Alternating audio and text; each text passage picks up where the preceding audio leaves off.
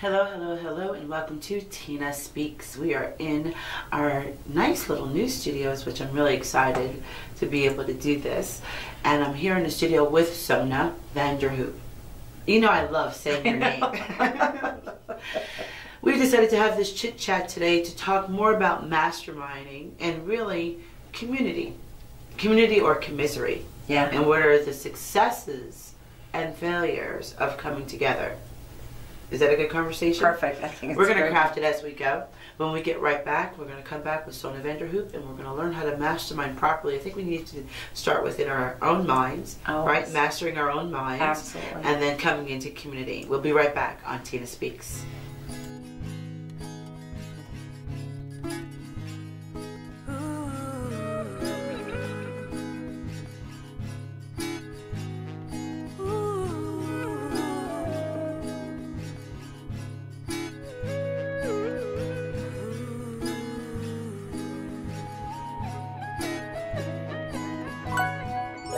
Make the streams of life flow back again.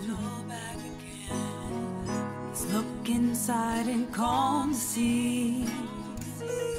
There is no reason to fall back again.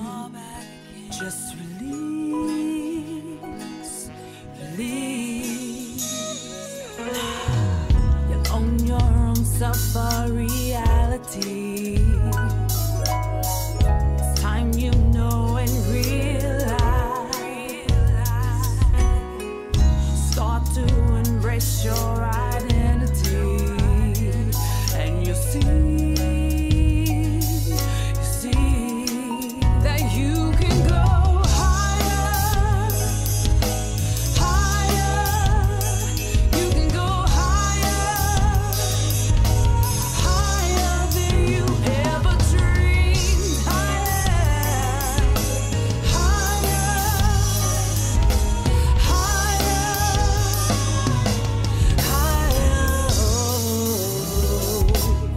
To the music, your heart, sweet melodies of life you'll hear.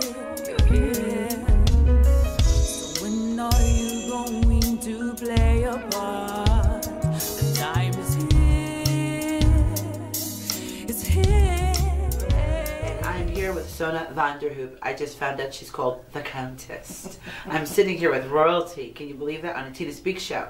We're going to talk about community, and you know, if you've been following the show, it's all about community for me, not commisery. We can come into common unity, but please, I do not want to be in your commisery. I don't want to commiserate. I don't want to be miserable.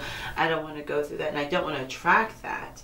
So I'm looking for people, or we look for people that are where we want to go, not necessarily where we've necessarily been. Absolutely. Right? We hope. We hope. Right. So that's what we're going to talk about today. The law of attraction. The law of attraction. Absolutely. Which it works no matter what. Absolutely. I'm working on a project right now, and I'm calling it POP, the Principle of Position. And in that project, I'm making sure I start with people understanding that the law of attraction works no matter what. If you suck, you attract suck. Right. If you're powerful, you attract powerful, peaceful. Now, what's interesting is a lot of the other energies will come into your space, because they too will be attracted to it. The question is whether or not you allow it in, or it finds a place to sort of sit and breed. Because even if you bring negativity, let's look at it this way. If you're incredibly successful, you will attract people who on the surface will appear successful, but behind it will come envy, jealousy, Yes. a desire for something that is not in alignment. So it will attract it in. But what's interesting is if there's no place for that to breed, it will just be moved out because there's no place for it. No, it's a spiritual law. Absolutely. It's energy and motion, right? Energy and motion is emotion. And so I look at it this way. This energy in motion is coming in your direction. And if the energy does not find residence in you or similarity in you, it can't live in you. Right. It just keeps moving. Because it will find But a it home. does come together. I have noticed that. Where I attract love and abundance and peace. And then there's a subset of cousins that are right there with it. Absolutely. We all carry some, and that's it. And we all carry some baggage. We all have some of that. Because there are moments where those emotions get triggered. All that negative stuff comes up again. There are buttons. You know, people go, you know, pushes my buttons. Why do we have buttons? Because we have unresolved issues. We have things that trigger us that remind us of a negative experience or of negative individuals in our lives. And so, conditioning. Yeah, absolutely. And so it's our belief systems. That's and right. when you've heard it over and over and over again in your life, it starts to become a part of you. You know, they say that between the age of 0 and 4 years old, over 50% of your belief systems or programming is already in place. And then between, you know, 4 and 8, another 30%. So you think of it, by 8 years old, 80% of your programming or your fundamental belief systems are already in place. That's right. So you can now choose as an adult to latch onto the more positive things, the things that serve you better, but it is a constant choice that you have to make. It's an everyday commitment. Absolutely. It's a commitment to education. By the way, if you're just tuning in, this is Sona Vanderhoop. I want our audience to know exactly who you are, since you're part of now the TMTV family, and they'll be seeing your beautiful face. Well, thank you. Often on the Life Mastermind with Marcus Patton, right? Absolutely. Tell them a little bit about your background. Why are you having this conversation, and what makes you qualified to have it?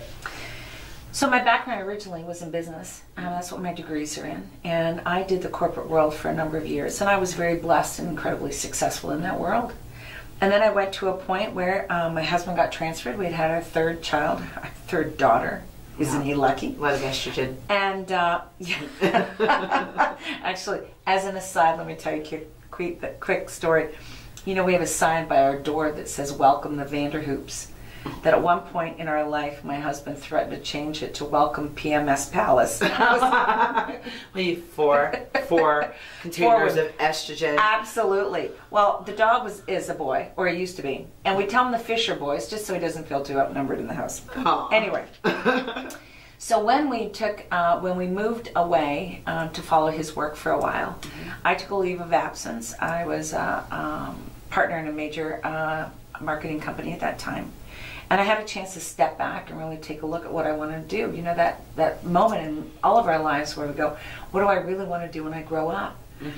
And I realized that I was making a lot of money. I was incredibly successful. I had all the bells and whistles. I mean, we had it all.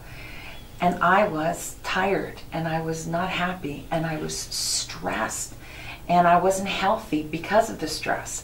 And so being a stay-home mom, which I still believe is the hardest job in the world, but it was more fun, and it was so rewarding. And we were living on Western Canada, so we were hiking and biking and, you know, doing the mountains and skiing. And I'm going, this is life. This really is life. I'm tired of working to live.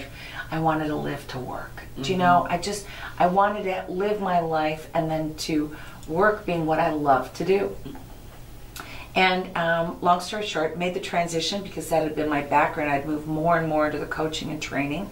I'd then in the marketing world that I ended up actually moving into that full time when I met another gentleman who became my mentor in the world of personal growth and corporate leadership.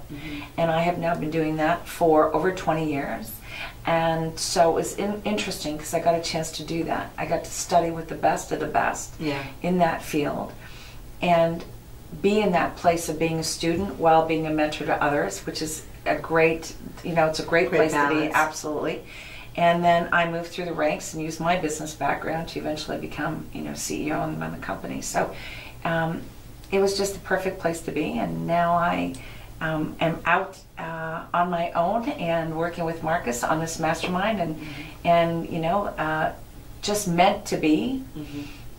Brought you and I together. So I'm so excited. I believe that wholeheartedly. And the conversations that we have are so in sync with what I think is needed today. People want something real. They don't need another gizmo, they don't need another gadget. And really from the context of what I believe in branding. It went from branding stuff to branding people to just, this is how you live. How you do some things is how you do everything. And that thing that you're avoiding is actually running your life. So what I love about the body of work that you're doing, I have a tendency to speak one-on-one, or I get hired to speak, Right. and then of course we do the media of it. So we have a chance to craft something where people can participate in on a regular basis, get support, have accountability, and grow. I love that. That's Right. the mastermind. With a real live person. With a real person. Yeah. Yeah. Like a real life person. I mean, we're doing these wonderful shows and we got this Right. great network, but to me, like the conversation we were having this morning, if I have to do this and not know that we can lay down something real and organic in these communities, so Right. that people can come to get a coach, become part of a group, have a 3D interaction and a long-term mastermind, we are wasting our time. We're not trying to create sustainability. We're just tickling people's ears with new buzzwords and cute little stories, but at the end of the day, we're not giving them cure. Well, and here's the reality. You know, I would say that as a society, we've evolved a lot. There have been many people out there that have been teaching for years in many different areas, you know, both spiritually, from a esoteric standpoint, from a religious standpoint. More and more people are well read, they understand it. And so I think, you know, they're past the point of just hungry and want a little bit. I think they're now evolved to a point where they go, okay, so I understand it, and how does this work on a sustainable, as you said, on a sustainable basis for me? I don't want to just go to the seminar and get the hit and go home. Yeah. I don't want to read the book and go, that was great, and it goes away. Because our lives today are going at such fast pace that you know, going back and making changes is hard, because it's like a vortex. You know, you go away and you do a seminar, That's you go hear somebody speak, and you get motivated and you're excited, and then you get back to the vortex, your life goes, and it sucks you in, and before you know it, You're right back where you you're started. right back where you started, and you went, oh man, I wish I had that feeling Again. And how do I get that feeling? I have to go to another seminar, I need to go, right? And so this is about, how do I create this space where it's not necessarily just having the feeling, but being in a place where I feel supported by individuals who are committed to my success, that will hold my vision when I can't hold it for myself sometimes, which we all get to, right? And I can do the same for them, knowing that if I stay in this place of abundance, there's enough for all of us to succeed. That's right. See, I don't have to have it all to be successful, but I want my fair share, because to win-win means I get to win too, and you get to win. Well, here's what's beautiful about success, right? Because I'm a coach in the one-on-one, right? You design your success. Anybody else designing your success, you're failing. Right. We're going to take a quick break here on Tina Speaks, and we'll be right back. To the pessimistic, to the insecure, to the one who's been left with nothing more, to the broken hearted, filled with tears and pain, just whisper inside and begin to say, I am,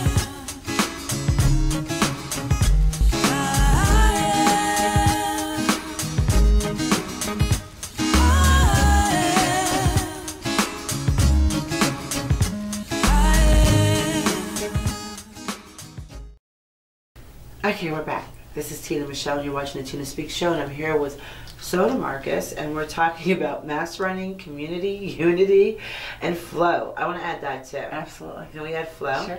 You were saying something during the break that is really amazing. Scarcity, abundance, the Right. difference. Right. And it's not really what people think. And I think this is something that we also speak to in coaching, that most people think abundance is a pursuit or something they have to engage or provide for themselves, so they take. Is that a true statement? I think it's a close definition. For me, it's the virus, right? Yeah, see, abundance is really knowing and believing at a core level that there's enough. There's enough for everybody. That's abundance. Which means I get to rejoice in your success without having the feeling of, I'm really happy for you, but it would be really nice if I got a piece of it. Or if only, or see, that's still scarcity thinking. Yeah. That's still So scarcity there, thinking. you have to take what other people have in order to generate abundance, and that's not abundance at all. No. I call that hankery. Right, you're hankery. It's like, okay, you're there, and I want to figure out how to get myself in Right. that deal, and I'm going to Right. get mine. Right? No, it's hankery, and that actually makes it difficult to actually be in a personal development mindset or even a mastermind when you're around hankerers. That's another part of the mastermind. That's why I want to call it the life mastermind. Coordinating your mastermind group with your household, Yeah. so that there's a balance. There's a balance. I mean, I don't know if there's if Well, you've you seen have- that yet. Like, Sure. Or you're masterminding in your household Well, with your there with is your a group. community there. Your household is your community. Your family is a community. So, your mastermind is a community, but your home is a community. That's right. Your family is a community. Your place of worship is a community. I mean, we have more than one, and there are different levels of masterminding. You can have mastermind. It says, I love this. Napoleon's Hill, one of my favorite quotes, so I'm going to read it to be exact, is the mastermind is created whenever two or more people come together in the spirit of harmony. In the spirit of harmony for the achievement of a common purpose. I love that. Yeah. So harmony is, and you don't have to be singing the same note. As a matter of fact, if you sing the same note, you don't have harmony. Harmony is when we sing two different notes, but we do it together in such a way that we make music. That's right. That's harmony.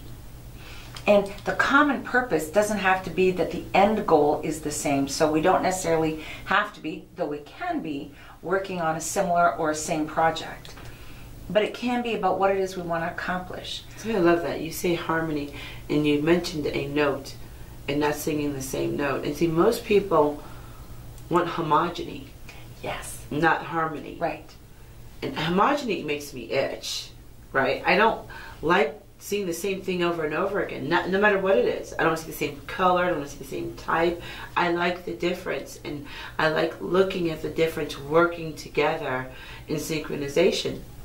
That to me is gorgeous when you see different people, just sort of like the vision cast, all different types of people, Absolutely. different walks of life, different races, different ages, coming together with a common goal. And now the work begins. Not the broadcast was not the work. Right. The work begins is, what do we do behind the scene to actually hit goals and then broadcast it? It takes all of it. Absolutely. And so harmony does not create discord, which is what a lot of people think it does. They think if you're two separate, people think we have to agree on things to be in harmony. We don't have to agree on things. What we have to agree on is how we're going to choose to disagree. We have to agree on the fact that regardless of what the topic is, we will treat each other with respect. We will treat each other in an honorable method, both honoring ourselves and the other individual. That's right. We will, there are certain principles. That's what creates the harmony. One of my I'm going to mentors. add one principle. Sure. This is the principle I was raised with. If we cannot agree, at least be accurate. If we cannot agree, at least be accurate.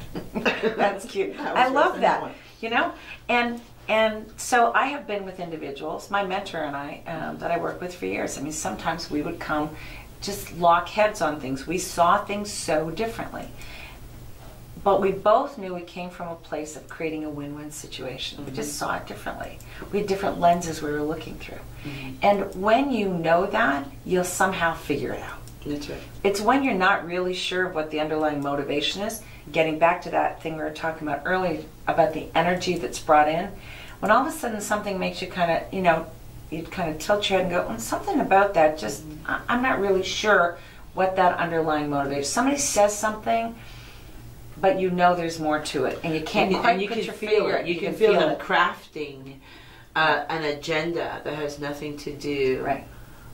We have multiple agendas in each space, but they're usually going to move towards the same direction. Right. Right? So I have an agenda with you. I want to showcase what you've been doing for the past umpteen years because I think it's so valuable to the community at large. Also, talking to you on the phone, I'm like, I like her.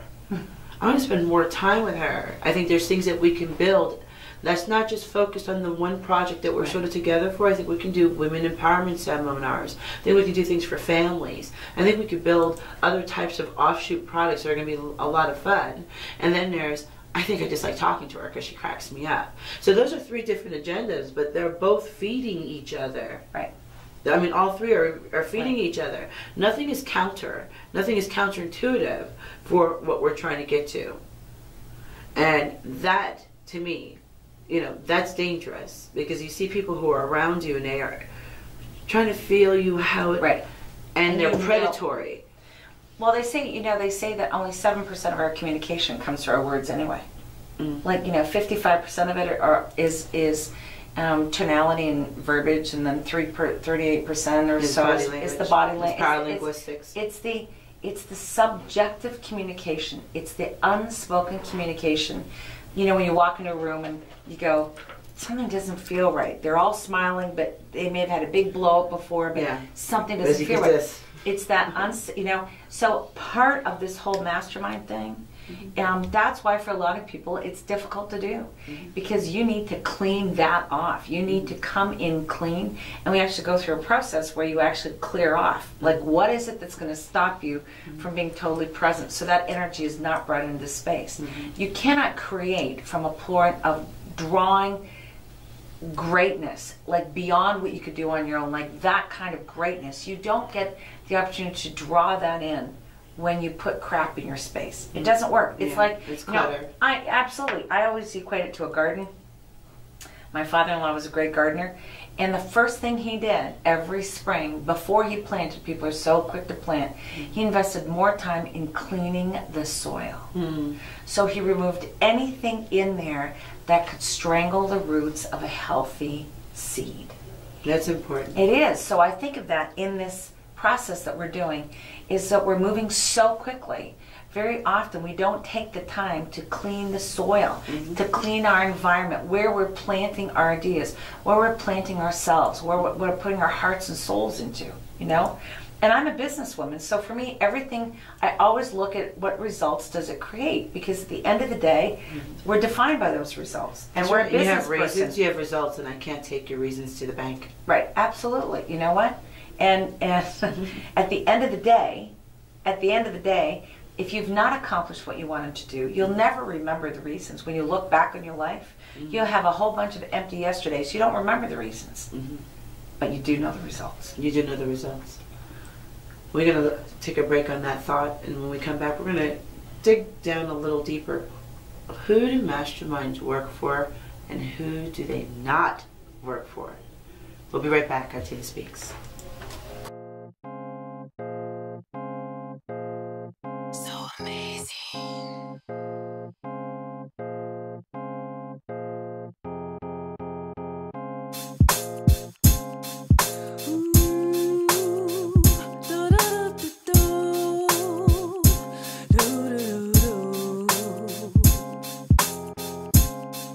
It's as simple as this. I just missed your kiss upon my head, upon my head. And your words are bliss. I just reminisce on what you said, on what you said.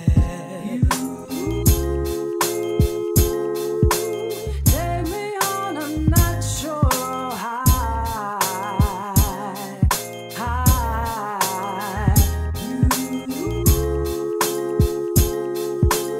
Make me feel as if I can fly.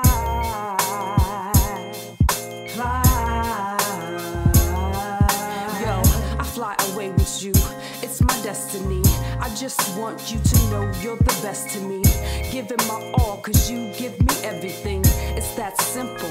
You're so amazing. Things are changing, fire blazing. I just feel so amazing when you're near. We're back, and I'm here with Sona Vanderhoop, Countess Sona Vanderhoop. This is Tina Michelle. Tina Speaks. Look, there are people who are good at masterminding. There are people who are good at collaborating, and there are people who, do not play well with others because they run with scissors. I had a t-shirt like that when I was in college. I do not play well with others, run with scissors. And I thought it was hysterical. That's good. I've never heard that. But I had to realize there's some truth to that joke Yeah. because I was raised an only child. Everything was mine. Mine. It was my mother, my room, my stuff. So when my mother did have another child come live with us, my adopted brother, he was brought into our family, I was like, could you have gotten a dog? I didn't ask for this. Why do I have this dude in my house? It's like very annoying. My house. Everything was mine. And I didn't realize that I was so blessed to be able to be in that space because my auntie, even though I was raised in the projects, I was raised on the 5th floor, my auntie was on the 7th floor. My auntie had 6 kids. So when my mother would go to work, she would leave me with 6 kids. So when I got home, I was like, yes, my house, my bed, my toys, my mom. But I had to learn how to operate in a collective there. I had to learn how to do chores with them. I had to learn how to do certain things that my mother never required. So when I became older, I was able to reference that when it came to working with people. And I chose to not to work with people until I wore myself out. I hit the same wall. I'm exhausted, I'm tired, I'm teaching other people, I'm empowering other people, I'm saying kumbaya, this is the way we should do it, and we should love each other and heal each other, but I was sitting there by myself, and I was exhausted. That's the shoemaker story, right? Was it? Well, the shoemaker, he fixes everyone else's shoes, but his children are raggedy. Right. So what do you do about that? I mean, we're going to catch each other at different places of their journey, and at one point I probably was uncoachable. Then I became a coach because I had to be coached and fell in love with it. At one point, I probably became was very antisocial and out of community, very solo and very narcissistic, of course. I was an artist. Everything was mine. And I got so deep in my own head for a long time. That's how I pushed my art out. Then it became about others because I saw other people's art. I saw other people's gifting. So we're going to catch people at different parts of the journey. How do you detect that? That's a great question. And part of the work is learning to identify the genius in yourself so you can see the genius in others and support them in bringing it out, which requires some personal work. As you've talked about, you needed to be coached and you allowed yourself to step into it. Masterminding is a choice, like everything else in life. If you choose to be in a really powerful mastermind group, there are some rules to it. And part of it is you cannot walk in with an ego. There's no room for an ego. This isn't about doing it your way. There's a way to do it. It's based on a fundamental law. There are certain laws of the universe you don't get to decide. It's not subjective. It just is. It's not open. It's like if I were to take gravity is gravity. And there are certain things, there's the law, we talked the other day, the law of the lift, which is, airplanes take off when they actually push off and go against gravity. That's what gives a plane the lift. Higher law. Right. So there are certain laws. Well, there's no difference with masterminding. Masterminding, there's a lot of masterminding. The thing is, in order to truly bring together what it is that you want to create, something greater than yourselves, it comes at a price. And part of that price is you need to be open to releasing your ego and the way it has to look. See, here's the other thing. People go, I'm open to whatever, but what they're not saying is as long as it looks a certain way, or as long as it's done on my timeline, or as long as, and those as long as have to go away. Because if you want something... Those are the rules, right? They have their own rules. The laws, absolutely. It's not that it's not available to us. It just may be available and it will look differently. So you may want to create something in your life or be committed to creating something in your life, and that's a whole different conversation, which is what we want versus what we're really committed to. But you may be committed to something in your life. And the reality is, if you're willing to let go of how it has to look by your lenses that you see it through, and just be open and trust that the mastermind, universe, God, whatever word you want to put to a power greater than you, will answer it in the best way for you. Whether you see it that way or not, you know, is not what matters. So, you know, I look at my own life. I am doing things that I never thought possible in ways that would never even occur to me. But when I got clear about what it was I wanted, it was amazing how God answered from the most bizarre places. Yeah, clarity is huge. Clarity is what we generate results through. Absolutely. Outside of that, it's confusion. And the more clear, actually, the more likely you are to achieve those results. We talk about it all the time. Yeah, I always tell my clients a confused mind does nothing. Oh yeah, it does. It confuses chaos. It confuses chaos. Well, we used to call it chaotic. Chaotic. Because you ever see people function in chaos? And so they have a 100% plan. And they're, I can't get it done. It's because you're functioning in chaos. So you have to keep picking off of the top and accomplishing that. So you're only doing 10%, 10%, 10%, 10%. So you're hitting a goal. So what I would do with my client, instead of saying you're failed, because I don't believe in failure, it's only feedback. Let's look at your strategy right now, and then keep looking at that 10%. Now let's maximize that 10% and decrease some of the chaos. So now the 10% is turning to 20, 10% is turning to 30, 10% is increase within their own personal strategy, and not saying it's wrong.